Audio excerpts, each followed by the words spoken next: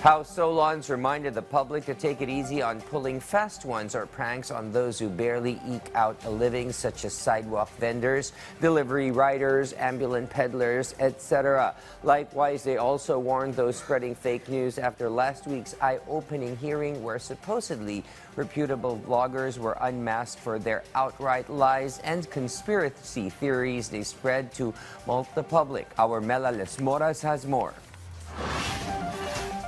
Don't be deceived. This was the reminder of some lawmakers to the public, not just for April Fool's Day, but more importantly so, for the upcoming 2025 national elections. According to Kabataan Party List Representative Raul Manuel, he knows that many people are pulling pranks today, but he hopes they do so in moderation. As the election day is fast approaching, he also urges Filipinos not to let themselves be fooled by candidates who are unworthy of winning. April Fool's Day, maraming nagpapaalala na huwag i-prank ang mga naghahanap buhay tulad ng mga delivery driver, yung mga tindera, sellers. Tama yan.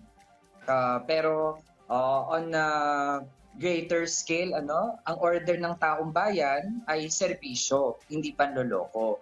April Fool's man o hindi, offensive po na paglaruan ang feelings ng mga Pilipino.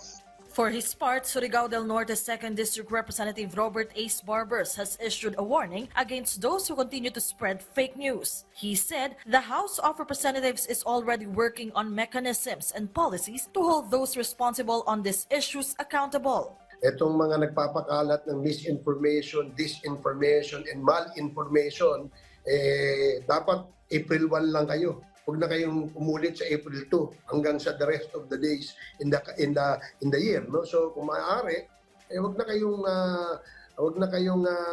tawag dito yung manloko. Huwag na kayong magsinungaling. Baguhin natin yung kultura na hindi na dapat tayo nagsisinungaling dahil mahirap yan tularan ng mga kabataan. Next week, the House Strike Committee is expected to continue its hearing on fake news. ACT Teachers Party List Representative Franz Castro hopes that officials from Meta or Facebook will finally attend as they were absent in the previous hearing. Gabriela Party List Representative Arlene Brosas also agrees with this. Ang gusto sana natin, may accountability yung mga social media platforms na meron tayo. Tapos, dapat merong fact-checking. Kailangan talaga na magkaroon din talaga tayo ng ano ba tinatawag po, yung digital media education din sa ating mga kababayan